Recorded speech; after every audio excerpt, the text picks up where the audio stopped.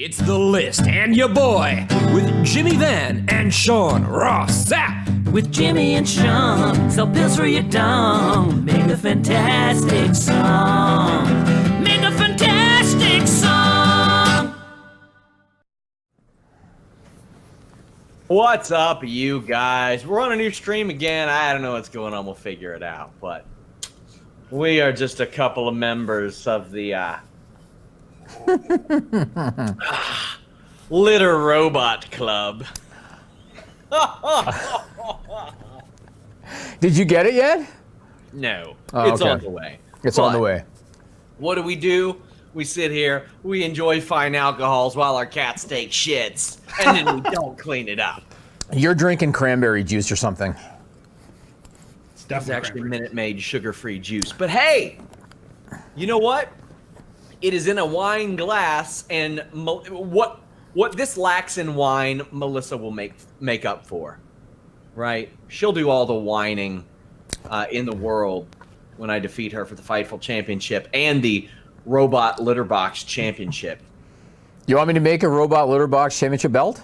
Yeah, that'd be a great idea. To be I could honest do with it. you. I could do it. I think that sounds like a great idea. Given the promo that they offered us, I don't think so. I got a free box. That's what's important. So today is May 1st, and I want to say one thing first before we get into the news. I want to give props to James Lynch.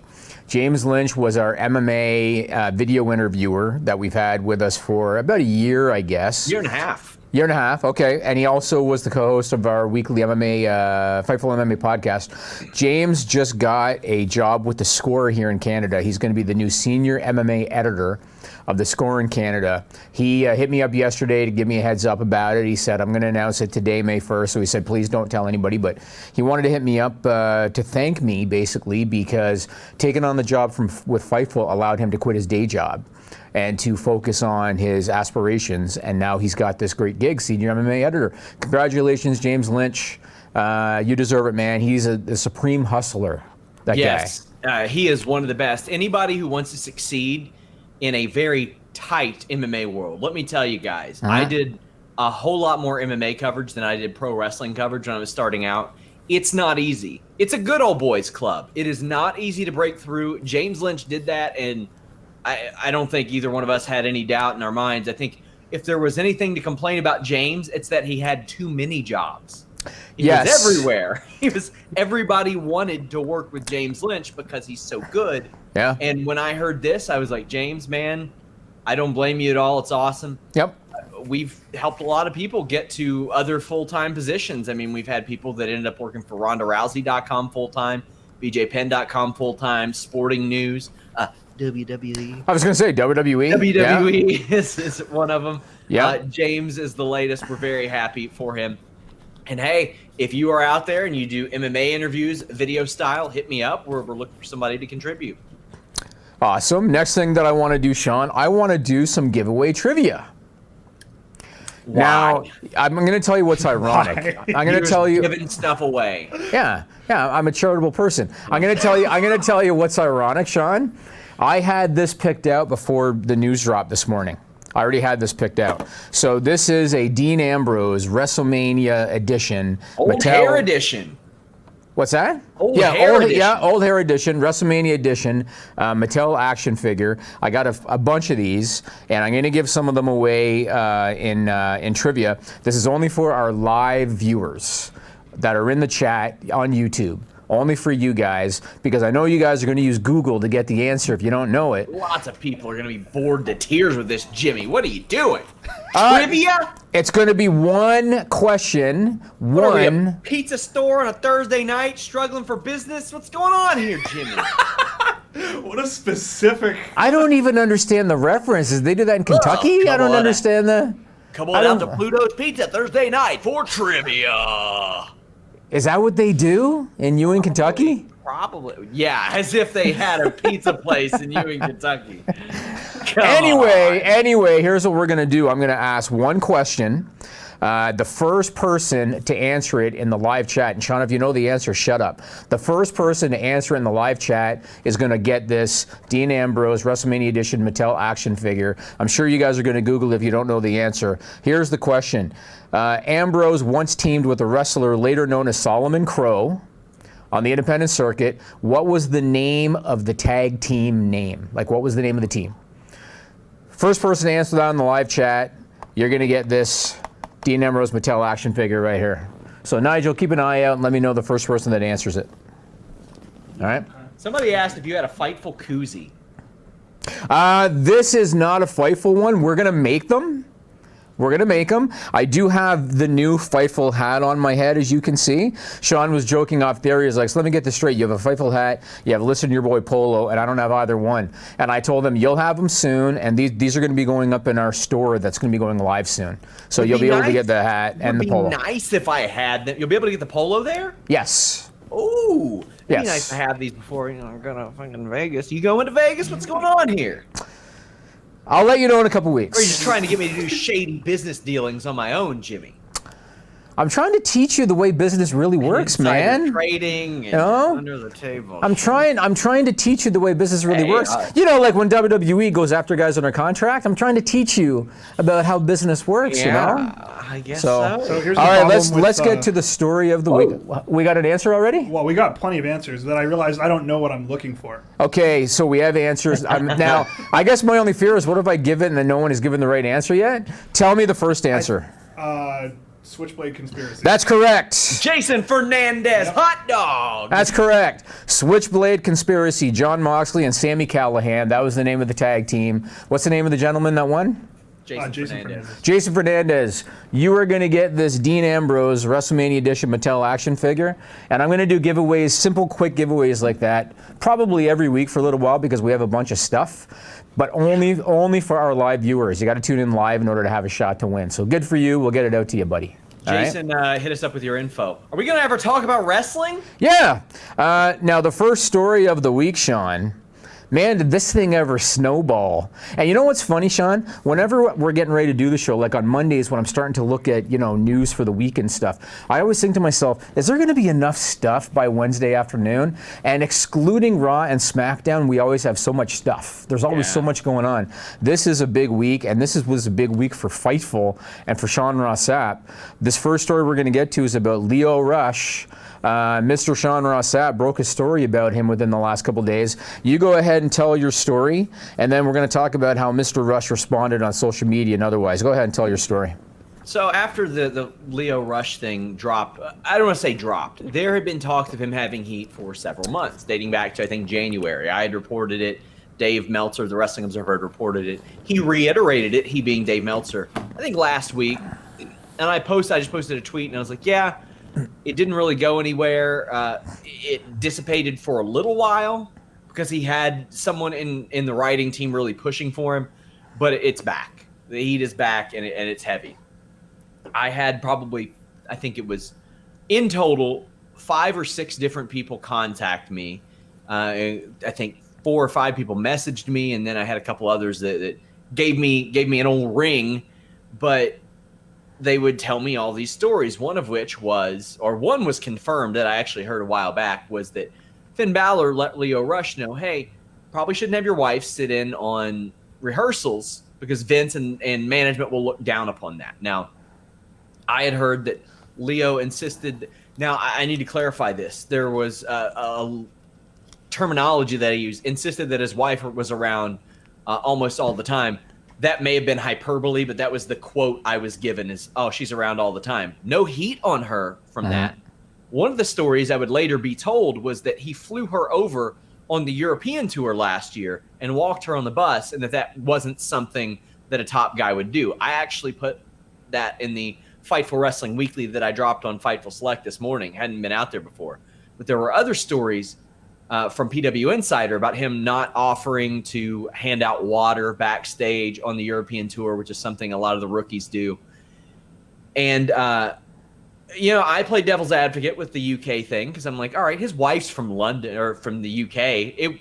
I could see why he would be like, all right, I'll fly my wife over here. She's from the area. Maybe she wants to do stuff. Right. That's just me spitballing. He's not spoken about that either way. Other stories came about. I've got them on Fightful Select. I really, really, really go in depth on the Fightful Report podcast.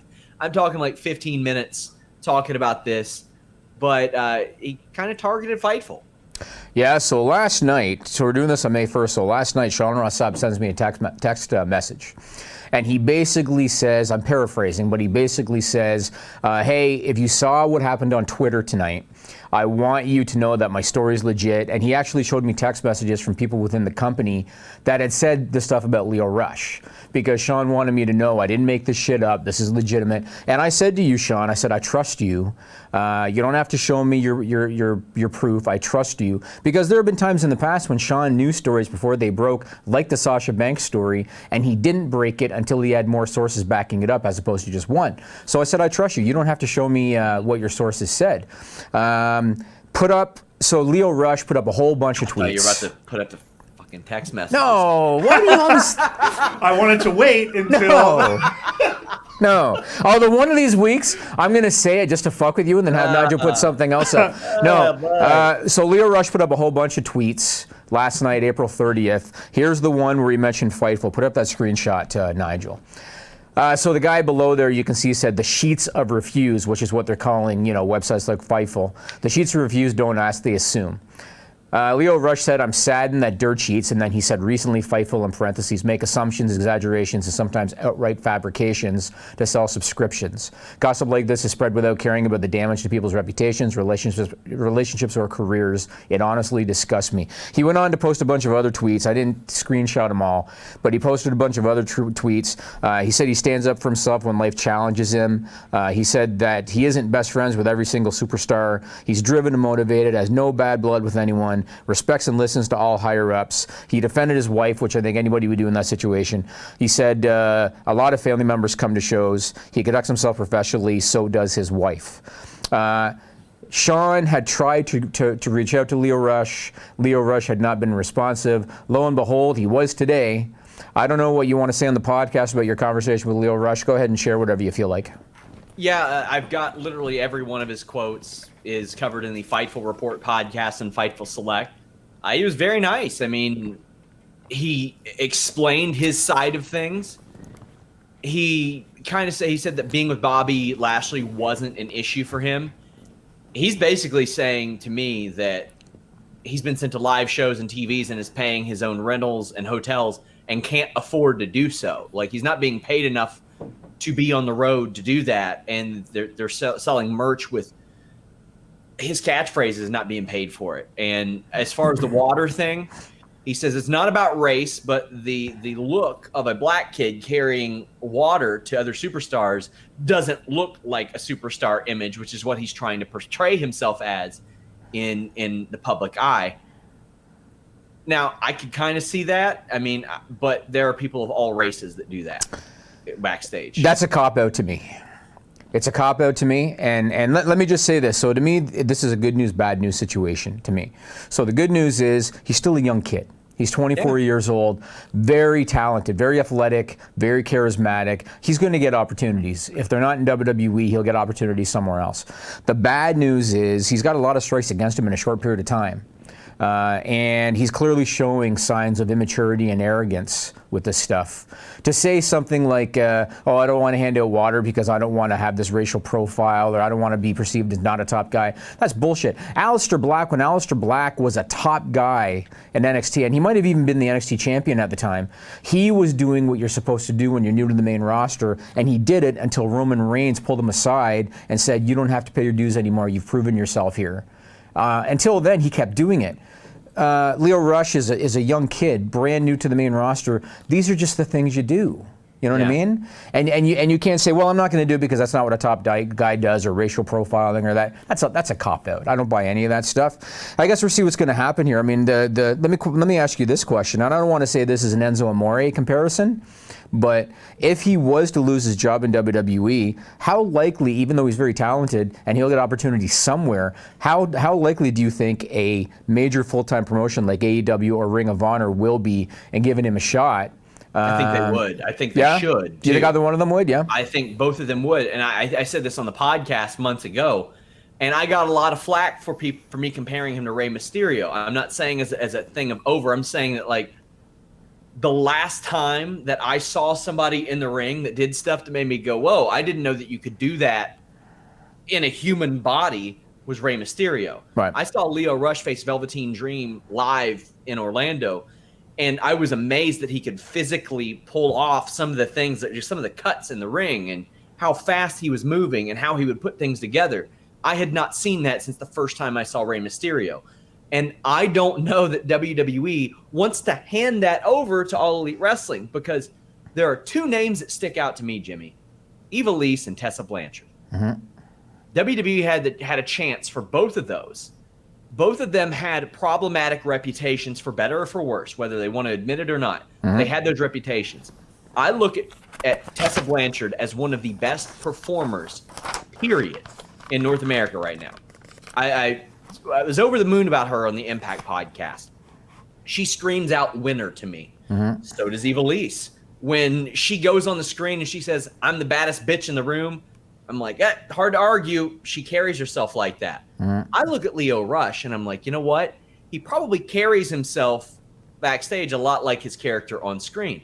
And it's funny you mentioned Enzo Amore, because I was talking to somebody about that, and they said, well, the thing is, Enzo was easier to work with because he knew he sucked in the ring. He knew he had shortcomings. Lio doesn't have that shortcoming. Mm-hmm. He doesn't have a shortcoming on the mic. The thing is, he is as good as he thinks he is.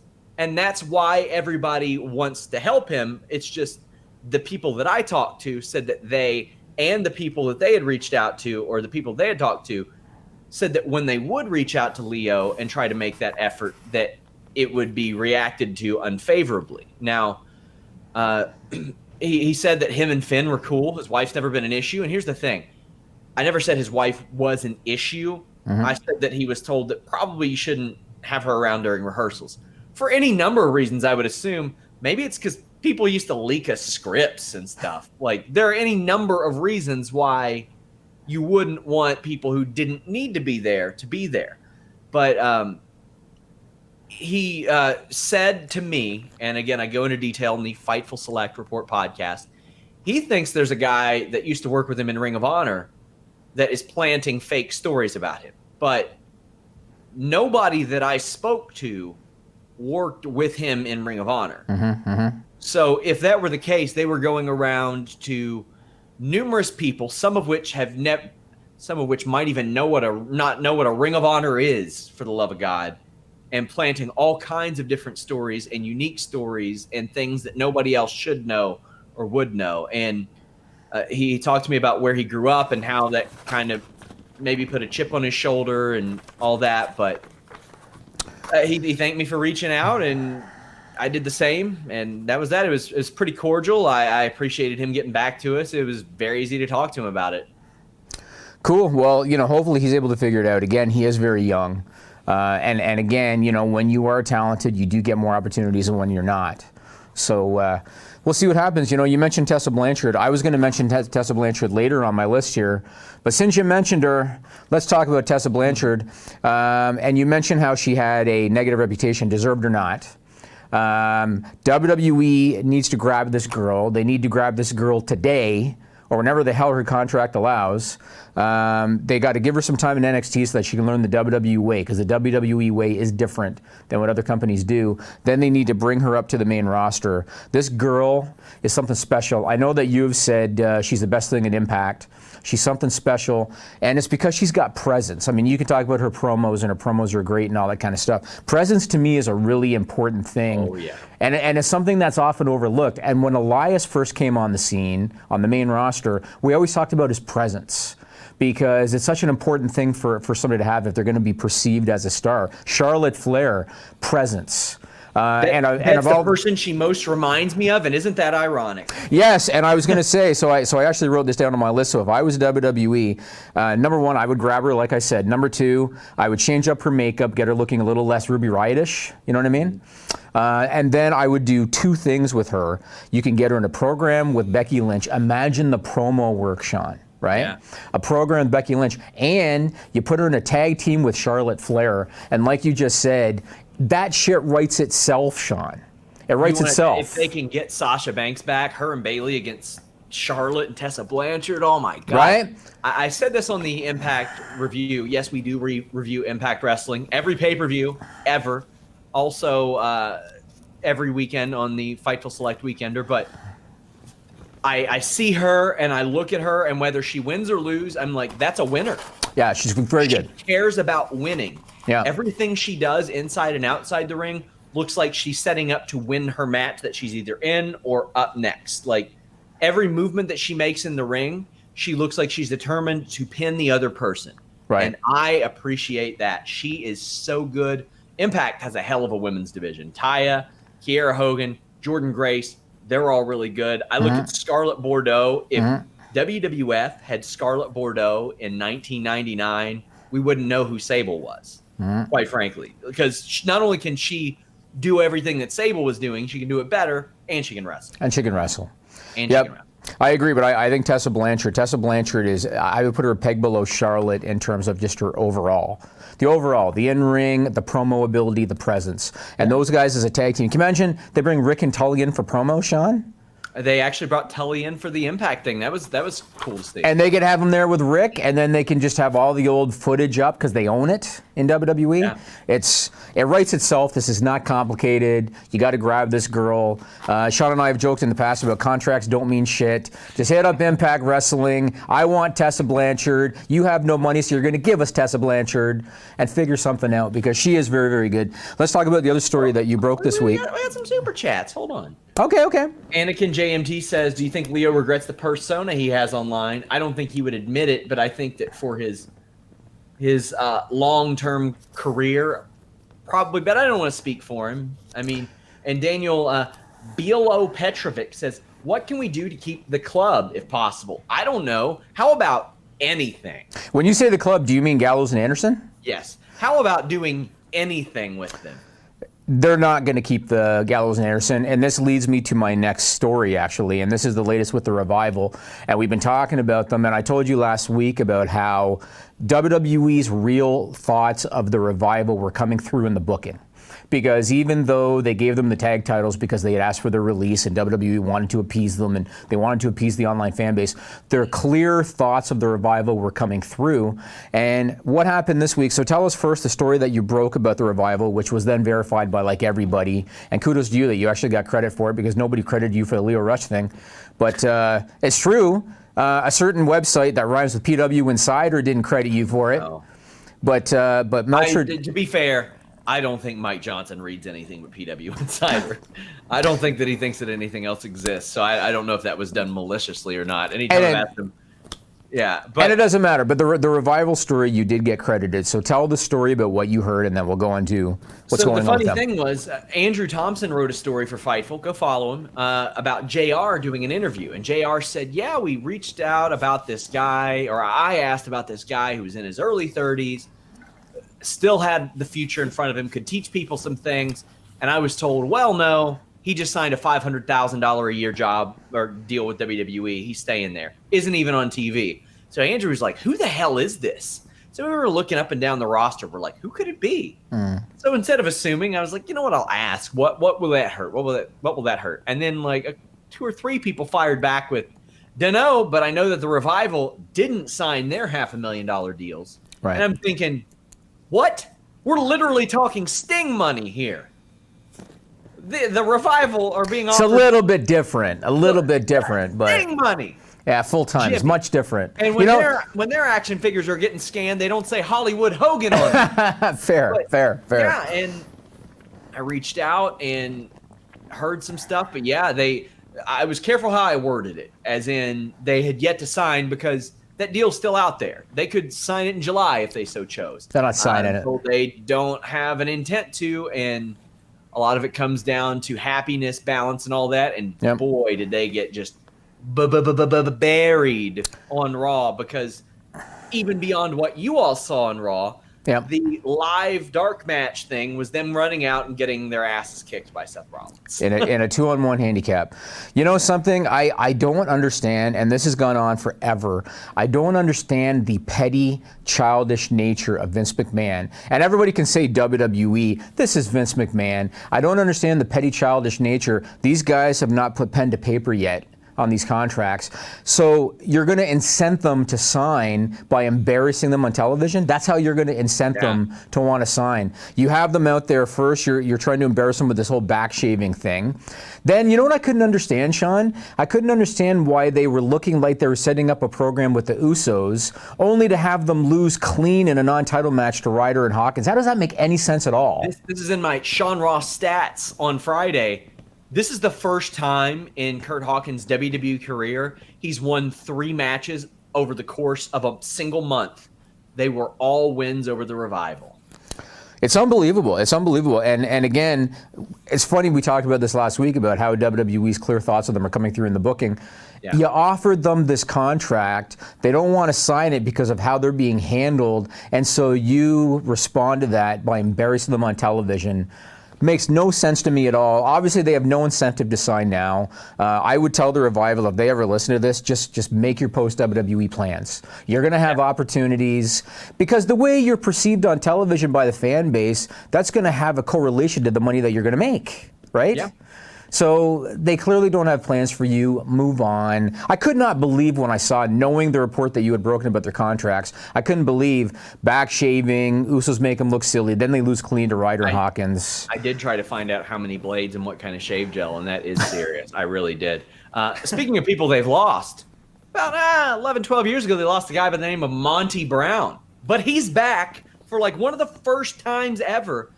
May the 4th be with you is Saturday, May 4th, 2019, Finch Creek Fieldhouse in Noblesville, Indiana. It benefits Brady Destroys Cancer, and it's promoted by the former Kevin Thorn, who I actually spoke to this week. Take a listen. Amazing what you guys are doing, and you brought together quite a few stars for this. Hardcore Holly, James Storm, who just appeared at the NWA show, Billy Gunn of AEW, Al Snow, and perhaps the most interesting name, you've got him front and center on this poster, Monty Brown. How did this come about? You know, man, Monty's been a friend of mine for a long time. Even after he left WWE and stuff, for a bit, we reach out and talk to each other, every couple months and stuff, and have stayed in touch. And actually, Monty's, I guess, godson, and one of his best friends, his son plays on our team, our 5th and 6th grade football team. So, when all this was coming about, I talked to my good friend Kevin Myers, who's Monty's, good friend and everything else, and it was like, hey man, let's get on him. Let's get him out of retirement one day only, everything else, and get him down here for this. And so to me, it was it's just a special moment, because, I mean, leading into Mania and stuff, we were tied at the hip. Me and him had, some of the best times and some of the coolest memories ever. And it only made sense to kind of, have him a part of this with me, side by side, helping me, raise money for this event, He's one of the names that we get asked about the most, of like, what happened to him? How's he doing? And he'll pop up, like a photo will pop up every few years of him looking like he's in great shape. Did you meet any kind of resistance from him, or was he just like, yeah, let's do this? No, man, he as soon as I told him what it was for and everything else, and we've been both looking for excuses to get him down here anyway, because I want him, just see my son. And Kevin Myers wants him, hang out with his and stuff like that, see family and everything else, and it just all worked out. So he was like, "Yep, let's do it. Let's figure it out." He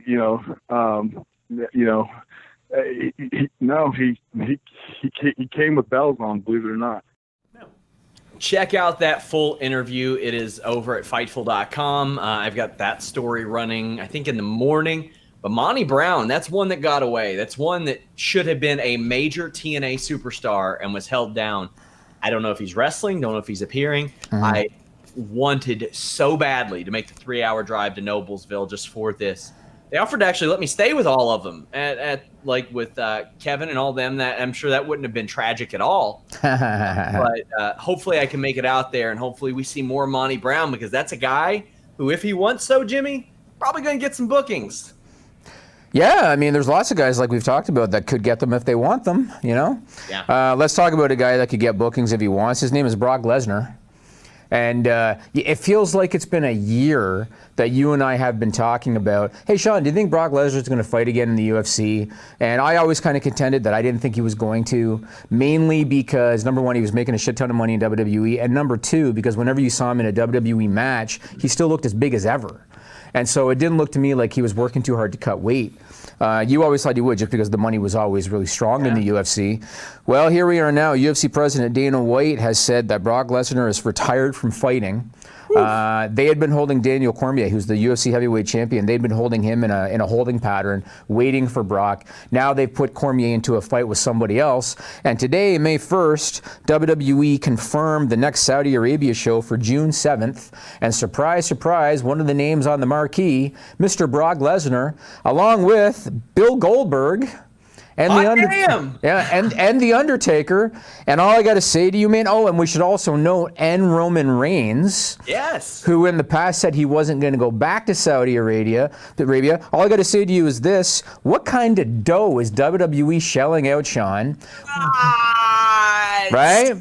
So just to put this into context for people, okay, Goldberg hasn't wrestled in 2 years in WWE. The last time that he wrestled, he was getting a reported $250,000 per match. Not per appearance, but per match, all right? Hasn't wrestled in 2 years, he's going to Saudi Arabia. Brock Lesnar, the rumor was that he got $1 million for the last match that he had in Saudi Arabia. He's going. Roman Reigns, who before did not want to go back to Saudi Arabia, he's going. And The Undertaker, who is retired to the point they didn't even do Mania, he's going. What kind of dough are they shelling out? Now, we've seen the numbers from last year.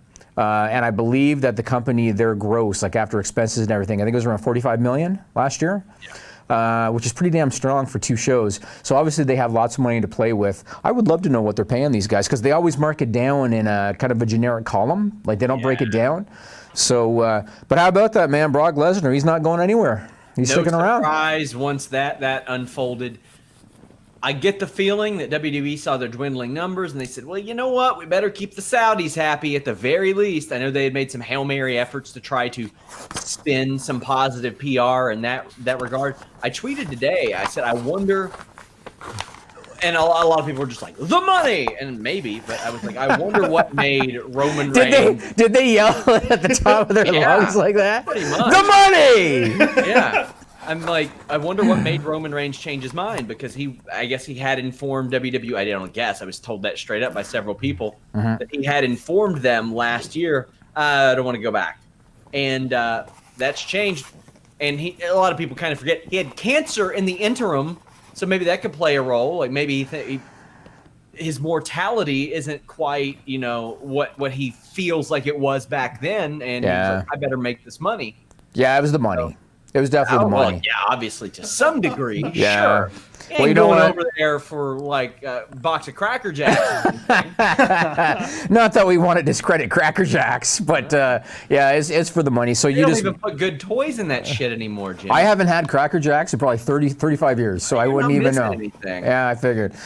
Since you talked about WWE's popularity, we'll touch upon this. We touched upon it last week. So this fall, WWE's new deal kicks in for Raw and for SmackDown on USA and Fox, respectively.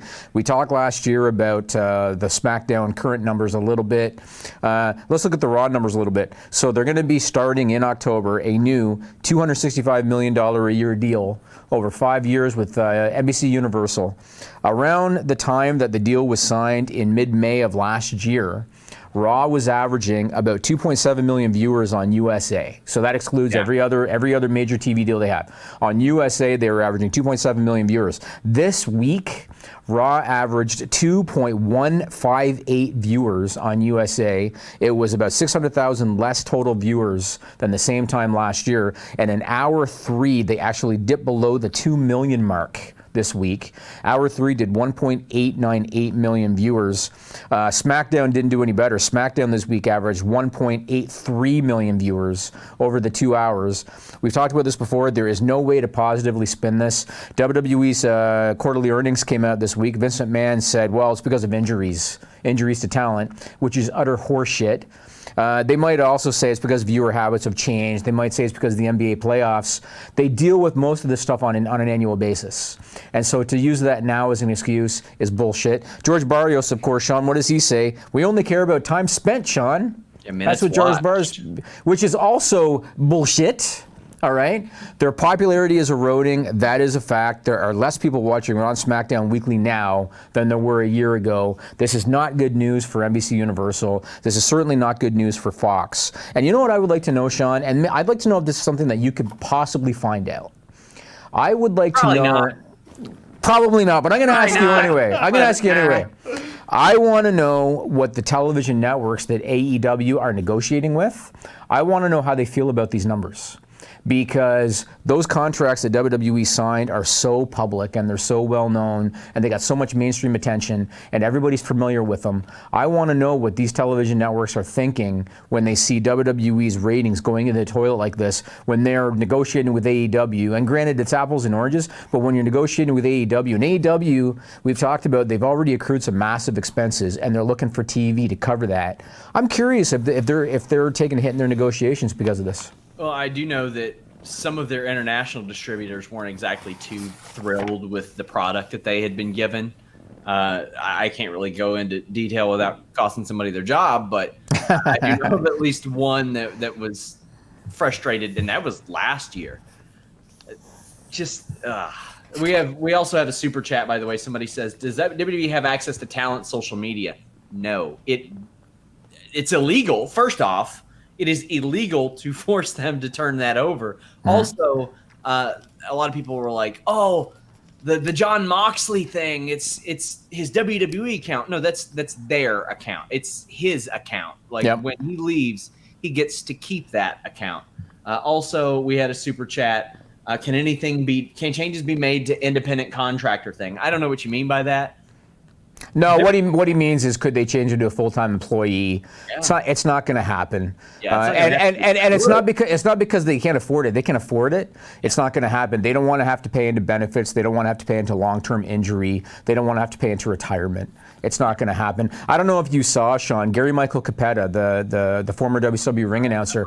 He posted on Facebook today, Superstar Billy Graham's, I believe it was his quarterly, maybe monthly, I think quarterly, WWE Legends contract statement. Yeah. All right? Superstar Billy Graham on his WWE Legends contract for that quarter got $80. Oh. And what's the point? Yeah, and I mean, and I guess maybe WWE can say, because I don't know if people know, Superstar Billy Graham's has a lot of health issues right now. Not only is he dealing with the liver, was it a kidney transplant or liver transplant? Not only is he dealing with those issues, but he's dealing with skin cancer as well. So being a loudmouth. Well, too. My God, but let's just on the juice, Jesus. I know, but given his age and health issues, I want to be somewhat respectful. But because of the health issues that he's dealing with, it's not like he can do signings and stuff for the company. And so I do not know how those contracts are structured, but I assume that they're higher based on what you do for the company. And so that $80 is probably because you couldn't really do much. But no, they're not going to change the independent contractor status. To be fair, as I'm looking at this, because I pulled it up too. Yep. It's the unrecouped balance. 6,000. Yes. What does that mean? He got an advance of $10,000. Oh. Yeah. Okay. He needed it to cover medical expenses. So WWE provided him with that advance. Yes. Against his future earnings. That's right. Yeah, It's pretty nice that they have that option. which is cool that they did that. I mean, obviously, if somebody said to superstar Billy Graham back when he was a full-time guy, if you could go back again, knowing that they've given you this advance, would you stay an independent contractor, or if you had the opportunity to go full-time, employee instead? Of course, he would take the full-time employee gig instead. Anyway, I'm a contractor. Yeah. So is Melissa? What's that? Melissa an independent contractor or an employee? She's an employee because she's here in Toronto. Is there any kind? Because she's here. It makes a big difference. It makes a big difference. She could possibly have a situation to pay into you towards buying me a Nintendo Switch. Why don't?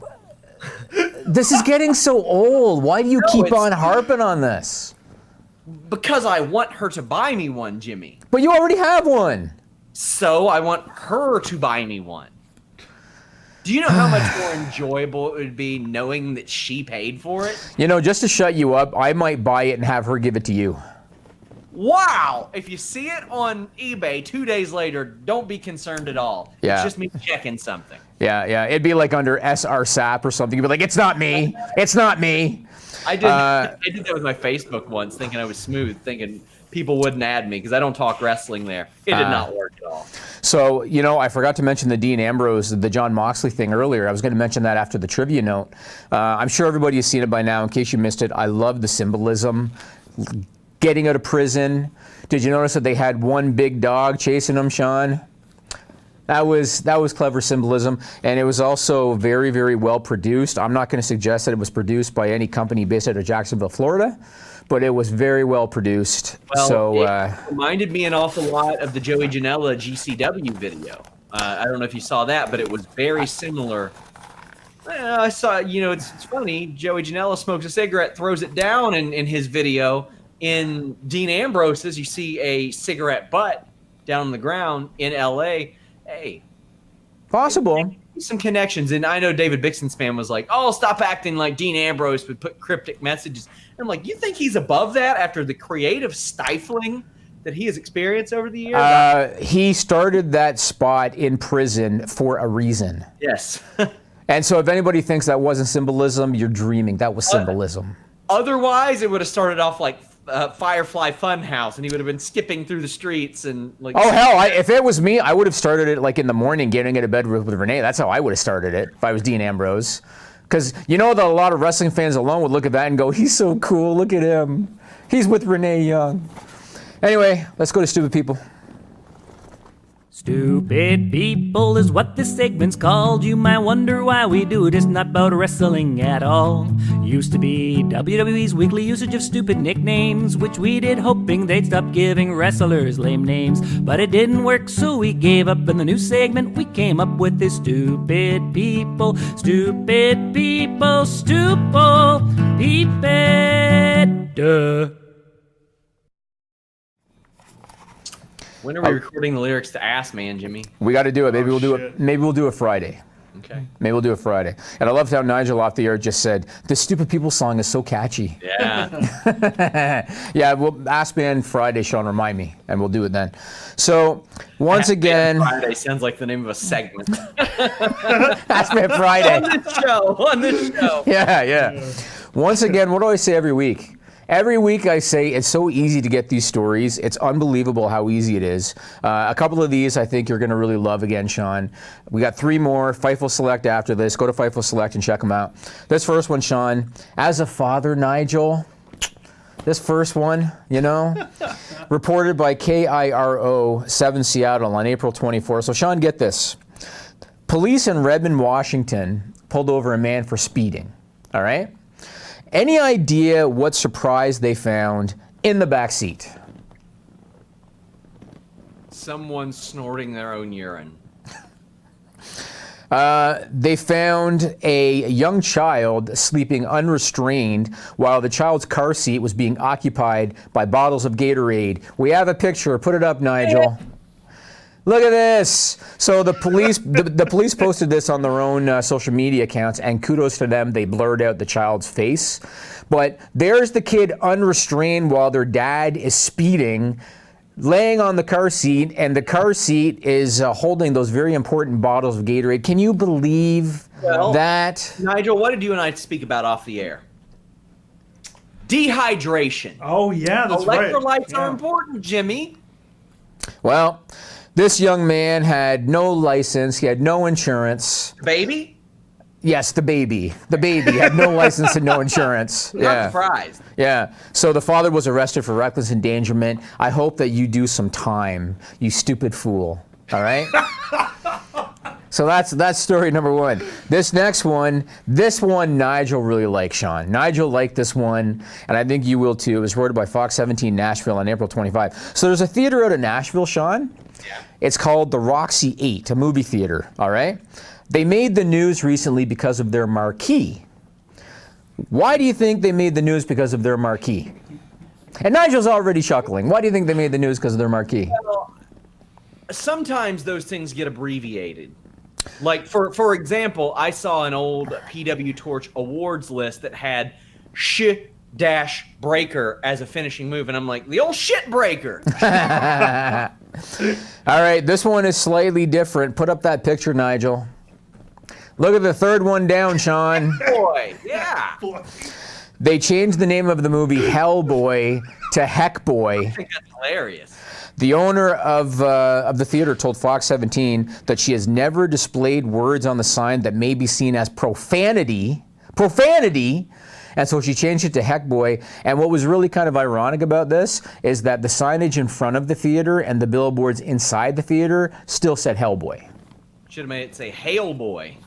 Well, that's what they did. This last one, this is for the SRS file. Anybody that's new to this podcast and is asking, what the hell is the SRS file? Sean Ross Sapp likes to talk about stories related to genitalia or shit. Whoa. You compile these, Jimmy. I started doing them because you were always telling stories about genitalia or shit. That's why I started compiling them. That was the reason. Yeah, and he knows it's true. Look at him, he's so bashful. So this one, this was posted on Twitter on April 23rd by renowned gynecologist, Dr. Jennifer Gunter. Oh, I'm an amateur. Sorry. Yeah. You know, in the past, Sean, we talked about crazy trends that women were doing when it came to inserting things into their vagina because they thought... What? Like the cucumber thing that we talked about one time, because they read these things from naturopaths suggesting that they're going to improve, cleanliness or odor or whatever, right? And so women are conned into doing this stuff. So there's a new one, at least based on Dr. Gunter's post, there's a new one where women are inserting... Jen Gunter again? What's that? Jen Gunter again? I'm serious. Jen Gunter. That's the same person. Yeah, because she's probably finding these and she's saying, don't do it. Don't do it. So what do you think it is this time that women are supposedly inserting into their vagina? Unless you already went and looked up her social media. No, I didn't. Okay.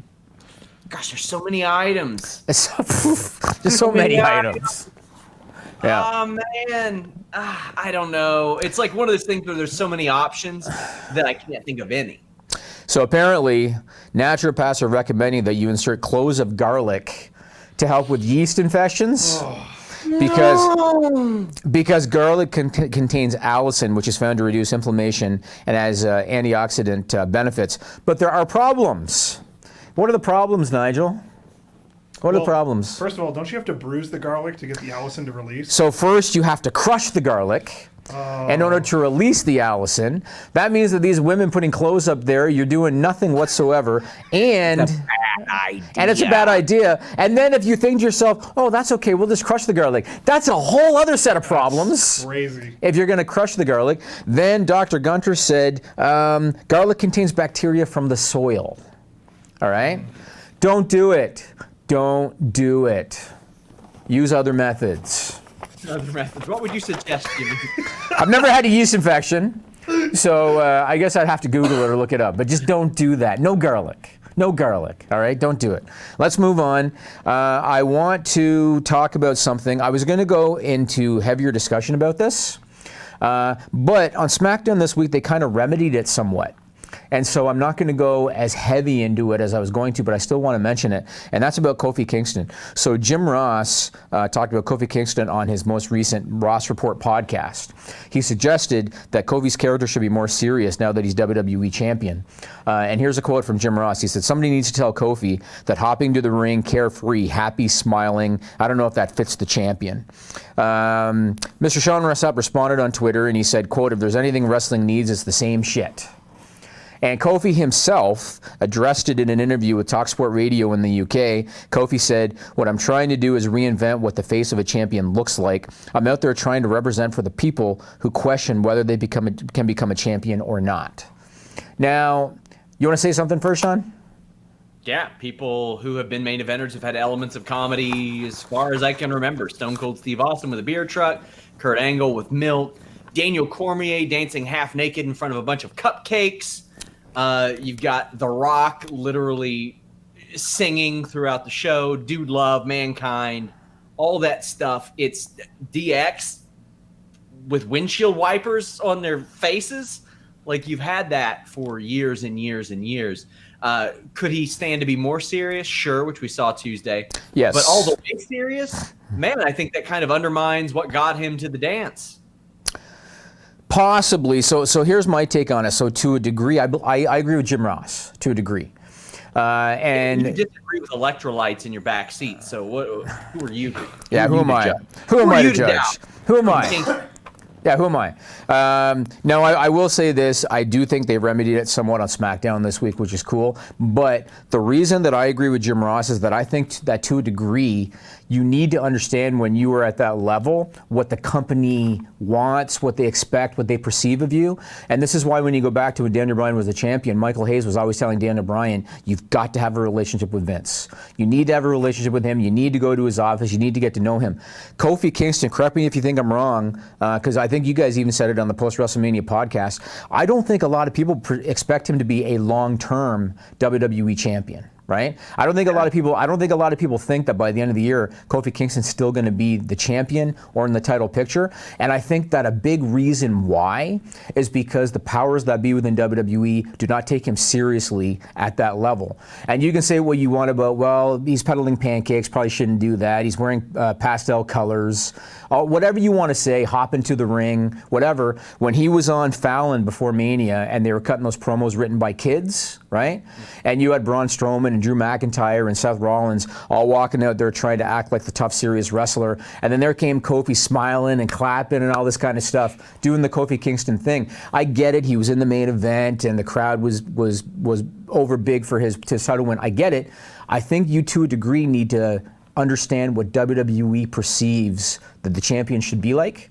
And I think that if he understood that better, he would have a better chance of being a long-term champion as opposed to a short-term champion. He understood it enough to become champion. And I mean, the Drew McIntyre promo you mentioned was him walking out all serious, then saying that he was going to shove his foot so far up somebody's butt they were going to poop toes for a week. Yeah, because he sure, but he read what a kid wrote. I mean, that was a comedy segment. That was it was. But what I'm saying is Kofi Kingston a guy that WWE is going to hitch their wagon to long term? I say no, they're not. However, if Kofi Kingston shows like he did on SmackDown this week that he is capable of showing that serious side because he's fighting for the WWE Championship, I think that's going to benefit him better long term. Well, and that's my opinion. I think that being personable is what made people attach themselves to Kofi. He's a likable person. Sure. I don't disagree with any of that. And again, I mean, yeah, he did luck into the title shot, but his work ethic got him into the position that he's in. I don't disagree with any of that. What I'm saying is you have to understand to a degree what the company kind of expects from you at that level. And I think that they expect that from him at that level. And if you want to be not a short-term champion, I think you have to have that element into your game. But again, we saw it this week on SmackDown. I don't know if it's because somebody told him, to be more serious. I don't know. But we definitely saw it on SmackDown this week. And as I was watching SmackDown, I thought that's kind of ironic. Jim Ross just did that interview talking about he needs to be more serious because he's the champion. And that's exactly what he did. So, I don't know. Could be coincidence. Yeah. We see the biggest draws in the world, like Conor McGregor. Sometimes he's just flat out goofy. Sure. Some of the things that he says are funny. like somebody said, "Oh, Steve Austin wouldn't," and I'm like, "Are you kidding me?" Steve Austin was so obnoxious that his responses often bordered on comedy. Like, some of the reason that people liked him is because he was such an asshole to Vince McMahon that it was funny. He literally came out there with a gun and it unfolded and said "bang 316," and Vince McMahon pissed his pants. Like, I mean, it was still different, right? That like, you wouldn't see Steve Austin out there wearing pink and baby blue, throwing around pancakes. What he wore. Ric Flair wore baby blue. Bret Hart wore pink. That's different. And now Kim Kardashian stole Bret Hart's gear. Did you Who? see that? What was that? Your girl, Kim Kardashian. My girl. What did she do? He's literally wearing Bret Hart's gear on Instagram. Really? How have you not seen this? No, I haven't. I haven't seen it. Are you able to pull that shit up, Nigel? Yeah, I can look for it. What am I looking for Kim here? Kardashian's Instagram. It's very clear. She wore Bret Hart's gear, for real? Very clear that's what inspired it. Really? Very clear. And somebody had the balls to write an article saying Kim Kardashian, futuristic fashion. I'm like, that's 30 years old. What are you talking about? Remember when the young one wore the NWO black and white? Do you remember that? The young one. It's not going to be saying that Kofi Kingston. It's presentation, man. You know what's presentation, man? Kofi Kingston getting the biggest fucking pop of WrestleMania. Sure, and like I told you, I don't disagree with that, Sean. I don't disagree with that. What I'm telling you, though, is you have to understand kind of how to play the company's game. And the Kofi Kingston hopping, happy, peddling pancakes will not be WWE champion. I agree with the pancakes thing. Get rid of the damn pancakes. Yeah. He's not going to be, I mean, the fact is, he's not going to be WWE champion by the end of the year doing that stuff, and that's a fact. He's not. He's not. Maybe, yeah, sure, but He won't I be. don't care about the pancakes. The hopping, he can be fucking Peter Cottontail for all I care. Like, I don't agree with it. I mean, do you remember when he had that heated feud with Randy Orton way back? Do you remember that? yeah. So if anybody hasn't seen it, so years ago, Kofi had this heated feud with Randy Orton. And in one of the blow-off matches, and this was supposed to be a personal heated feud, in one of the blow-off matches, he did the same hoppy, smiley thing until he was almost at the ring. And once he got close to the ring, that's when he did the serious face and started walking seriously. And I watched that, I think to myself, he doesn't get it, man. He doesn't get the... Now, granted, that was 10 years ago. But at the time watching it, I was thinking he doesn't understand. He doesn't understand that you've got to change it when you're in a heated program like that. I guess it's considering how many times I've seen guys like Phil Davis be so funny when I interview them, and then they go in and they almost rip a guy's shoulder out. I'm like, I see it because I see actual fighters be funny all the time.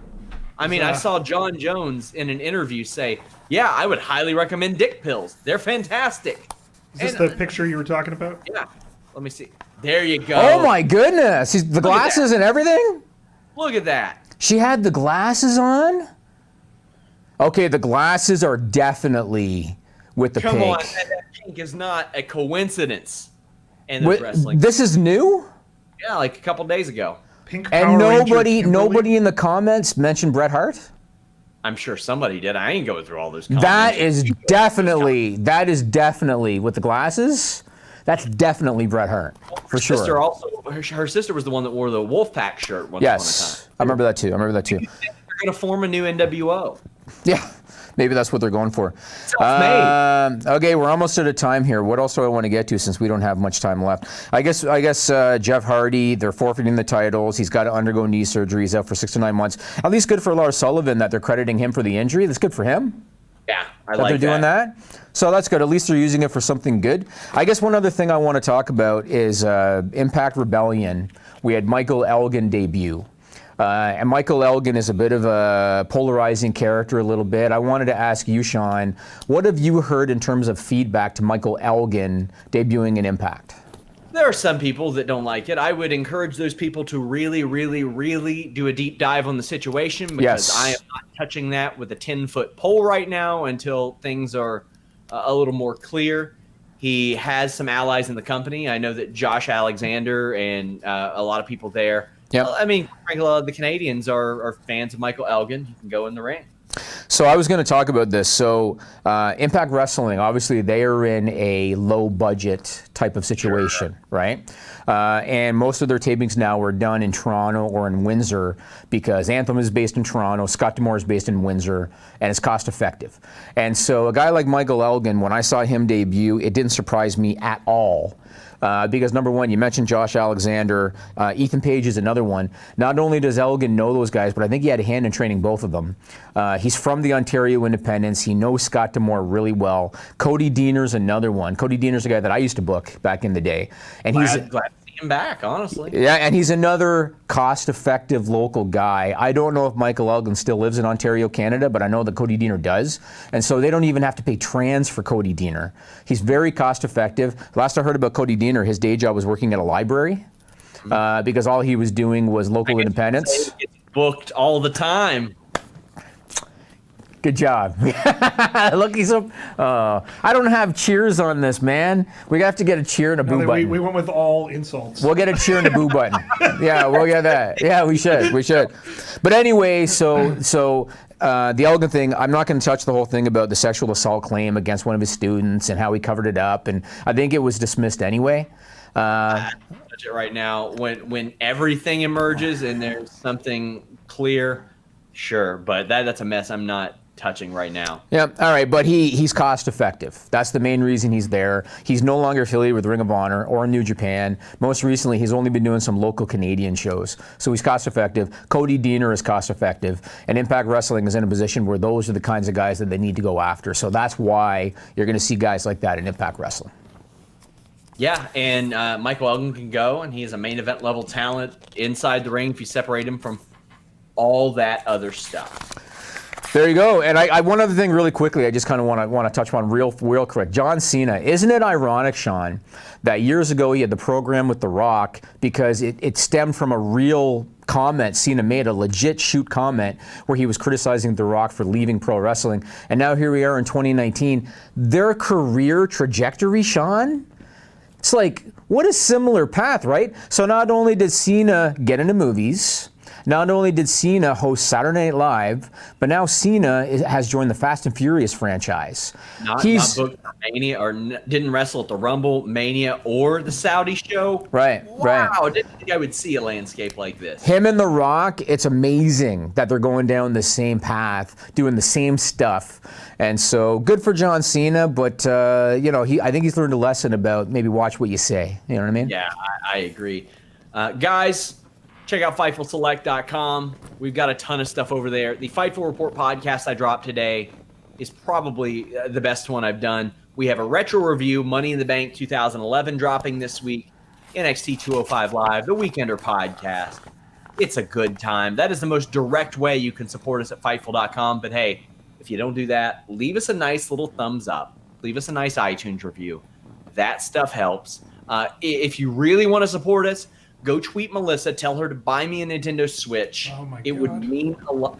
What, Nigel? Right in the penis. Sure, whatever. I wanted to do something. I haven't used the soundboard today. I wanted to do something. Subscribe to Fightful on YouTube for the latest exclusive podcasts, interviews, and news across boxing, MMA, and pro wrestling.